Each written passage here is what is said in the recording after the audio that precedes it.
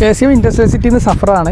നമ്മളിപ്പോൾ പുതിയൊരു project under കൺസ്ട്രക്ഷനിൽ നിൽക്കുന്ന ഒരു സാധനം എന്താണെന്നുള്ള കൃത്യമായിട്ടൊരു ക്ലാരിറ്റി ഇവിടെ കസ്റ്റമർ വന്നു പോകുന്നുണ്ട്. ഞങ്ങൾ സോഫ്റ്റ് ഓപ്പണിംഗ് ആയിട്ടുണ്ട്, പക്ഷേ നമ്മളിത് കംപ്ലീറ്റ് കൺസ്ട്രക്ഷൻ 2027 ജനുവരിയിലാണ് ഇതിൻ്റെ ഓപ്പണിംഗ് പ്ലാൻ ചെയ്തേക്കുന്നത്.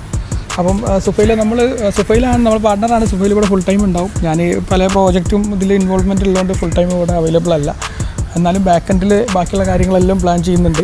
അപ്പോൾ ഇതിൻ്റെ അകത്ത് നമ്മൾ ഇതൊരു 3.5 ലക്ഷം സ്ക്വയർ ഫീറ്റിൽ 7 ഏക്കറിൽ ഒരു വലിയ പ്രോജക്റ്റാണ്. ഞങ്ങൾ ഒരു ഇൻഡസ്ട്രിയൽ സിറ്റി, അതായത് ഇതിൻ്റെ അകത്ത് കുറേ വർക്ക്ഷോപ്പുകൾ അല്ലേ, ഒരു ലാൻഡിൻ്റെ അകത്ത് കുറേ വർക്ക്ഷോപ്പുകൾ. അപ്പോൾ അതിൻ്റെ അകത്ത് ഇപ്പോൾ നമ്മൾ 5 കോൺസെപ്റ്റാണ് ഫസ്റ്റ് പ്ലാൻ ചെയ്തേക്കുന്നത്. അതിൻ്റെ അകത്ത് ഇപ്പം നമുക്ക് 3 ഒരു ഏകദേശം 90% ഓപ്പണായി. അപ്പോൾ അതിൽ വർക്കെല്ലാം നമ്മൾ സ്റ്റാർട്ട് ചെയ്തത്. അപ്പോൾ ഇതിൽ നമ്മളിപ്പോൾ നിൽക്കുന്ന ഫ്ലോറ് അർബൻ ബേ നമ്മൾ വരുന്നത് നമ്മൾ എക്സ്പ്രസ് സർവീസാണ്.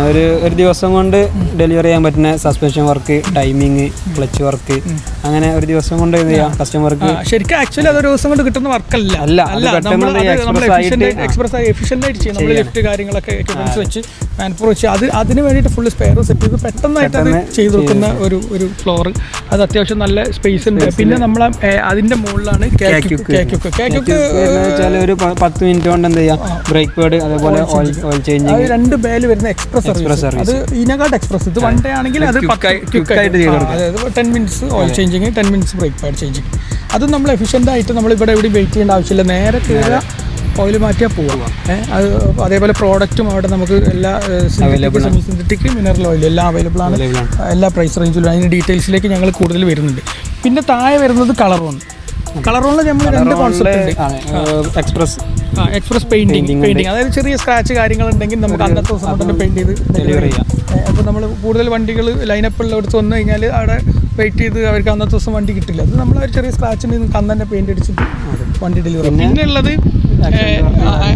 ആക്സിഡൻറ്റ് കളറോൺ. അതിൻ്റെ അകത്ത് നമ്മൾ കംപ്ലീറ്റ് ഏത് ടൈപ്പ് ആക്സിഡൻറ്റും നമ്മൾ ചെയ്ത് ഏത് ബ്രാൻഡും നമ്മൾ എടുത്ത് ചെയ്ത് കൊടുക്കുന്നു.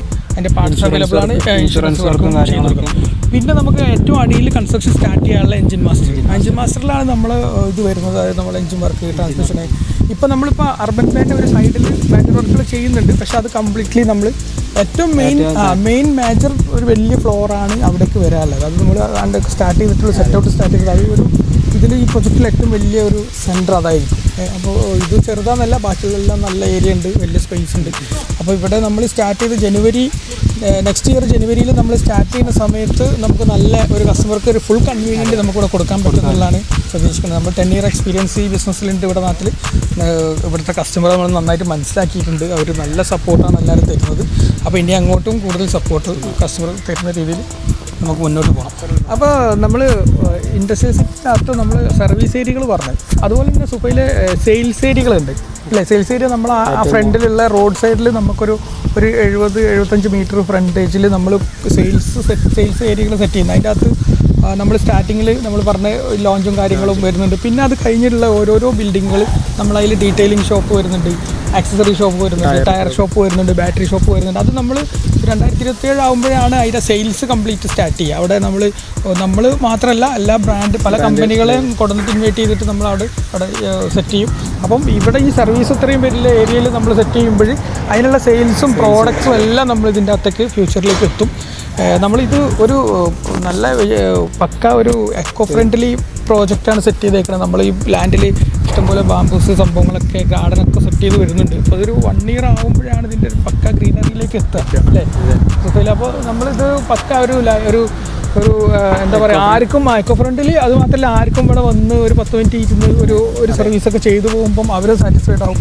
ഒരു കോഫി കുടിച്ചിരിക്കാൻ പറ്റുന്ന ഒരു സ്ഥലമുണ്ട്. അപ്പം നമുക്ക് നമ്മളിതിനൊരു ബിസിനസ് മാത്രമല്ല, നമ്മൾ വരുന്ന ആൾക്കാരെ നമ്മൾ അത്രയും ടേക്ക് കെയർ ചെയ്യാനാണ് നമ്മൾ പ്ലാൻ ചെയ്യുന്നത്.